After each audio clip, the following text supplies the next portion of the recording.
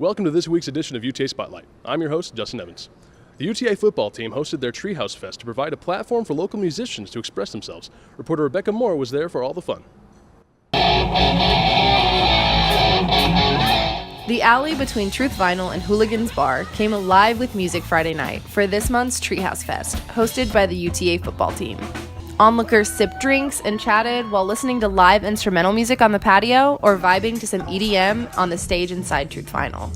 Mother Falcon brought an intense energy to the patio stage, opening the night with their unique mix of pop, funk, and rap. Oh god, dude, I love just being able to scream and just get into it and just hop on stuff. Tonight, had I had a longer cable, oh my god, I would have been all back here. I would have gone in the bar. I usually just kind of go here, there, anywhere. Mother Falcon is a Denton band, but Kraft says they play shows in Arlington at least once a month and love it because the community is so welcoming.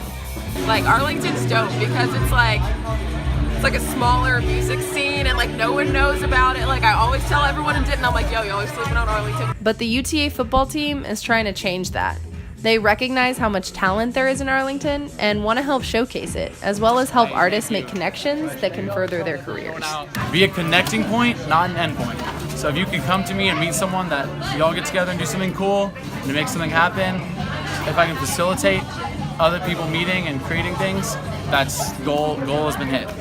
Treehouse Fest has been going strong for over a year and a half, and the UTA football team hopes to keep hosting this and other events to prove that Arlington is more than just a place for sports. The reason we call it the football team is because this city doesn't need a football team to have fun. Rebecca Moore, UTA News.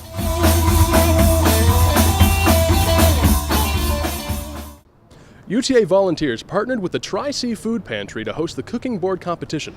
Reporter Jackie Reininga tells us more. The cutting board cooking competition was held last Friday.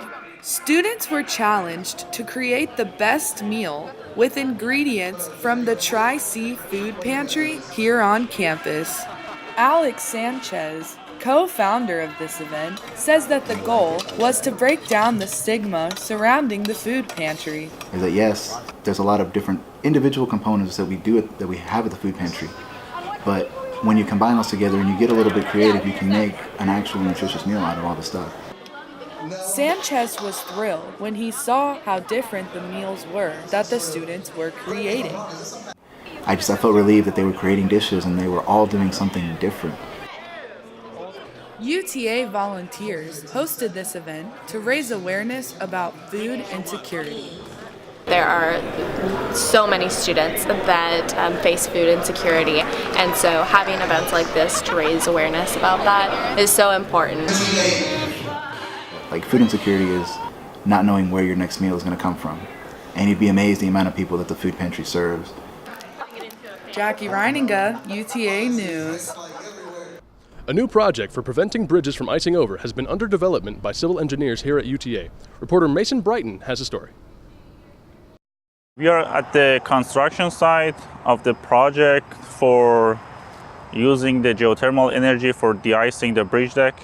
One group of civil engineers at UTA have been developing a new solution for preventing overpass bridges from icing over. They're able to do this thanks to a grant from the Texas Department of Transportation. The de-icing system could successfully provide enough heat to melt the ice on the bridge deck surface. Work began on this project in early 2018 with the construction of a mock bridge that they could use to test their system. Last year was the construction phase, and this year we actually test the system in the real winter events. One of the team's major goals was to develop a system that could be installed on already existing bridges. In our system, we are using these hydronic loops to be attached underneath the bridge deck, which not only in the new bridges, we can also use it in all the existing bridges. Once UTA's research is completed, UTA and TxDOT plan to implement this same de-icing system on this bridge right behind me. Phase 3 of this project will test the real-world application of the system and determine if TxDOT will use their design. And eventually the goal is to have this system implemented in all the bridges in Texas. Mason Brighton, UTA News. That's all we have for this week's UTA Spotlight. I'm Justin Evans. On behalf of UTA News and our producer, Maria Cancino, See you next fall.